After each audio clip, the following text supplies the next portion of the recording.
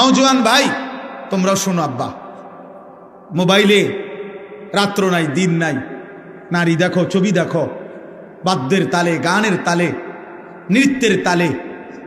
আর এই হারাম আড্ডা, আর বয়স্ক মাঝ বয়সীও যারা চা দোকানে বলেন আর ঘরে বলেন, টেলিভিশনে যারা নায়িকা গায়িকার নাচ দেখেন, গান দেখেন, বাদ্যের তাল দেখেন, বাদ্যযন্ত্রের ঝংকার শুনেন কানে, তো আল্লাহর কসম আল্লাহ তাআলা বলছে এমন আসর যারাই জমায় আমি আল্লাহ তাদের জন্য নিকৃষ্ট আযাব রেখেছি, অপমানকর আযাব রেখেছি। ওমর রাদিয়াল্লাহু তাআলা আনহুমা নবীজির বিখ্যাত সাহাবী, চলার পথে একদিন উনি দূর থেকে গান বাঁশির আওয়াজ শুনতেছিলেন।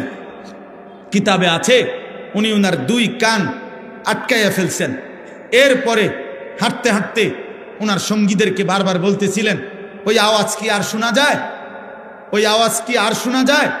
যখন উনার সঙ্গীরা বলছে ওই আওয়াজ আর মোটেই শোনা যায় না, তো খোদার কসম তিনি উনার হাত সরাইছেন এবং বলছেন, হা কাদা রাআইতু রাসূলুল্লাহ সাল্লাল্লাহু আলাইহি সাল্লাম, আমিও নবীজিকে এরকম চলার পথে একদিন দেখছি, উনি বাঁশির আওয়াজ শুনে কান এভাবে, হাতে আঙ্গুল এভাবে কানে দিয়ে রাখছেন, বাঁশির আওয়াজ শুনে না,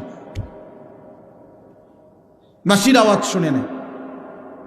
এই জন্য দোস্ত আমার, এটা হাদিস, রাসূলুল্লাহ সাল্লাল্লাহু আলাইহি সাল্লাম একেবারে নির্ভরযোগ্য, বিশুদ্ধ, তথ্য নির্ভর হাদিস। আল্লাহর নবী সাল্লাল্লাহু আলাইহি সাল্লাম বলছেন যে বুইস্তু বিকাসরিল মাজামির বিকাসরিত তাবল আম ইন্নাল্লাহা বাআসানি রাহমাতান ওয়া আমারানি বিমাহকিল মাআজিফ ওয়াল মাজামির। নবীজি বলছেন আল্লাহ তাআলার পক্ষ থেকে আমি প্রেরিত হয়েছি বাদ্যযন্ত্র ভেঙে দিতে, বাদ্যযন্ত্র ভেঙে দিতে। নবীজি বলছেন আল্লাহ তাআলা আমাকে রহমত বানিয়ে পাঠিয়েছেন, অতএব আল্লাহ আমাকে বলেছেন রহমতের দাবি। নবীজি বলছেন আল্লাহ আমাকে বলছেন যাবতীয় গান, বাদ্য, গানের আসর ভেঙে চুরে দিতে। অতএব এই সবগুলো কথার সমন্বয়। এবার আর একটা হাদিস বলি, আল্লাহর নবী সাল্লাল্লাহু আলাইহি সাল্লাম বলেন, এটা খুব গুরুত্বপূর্ণ।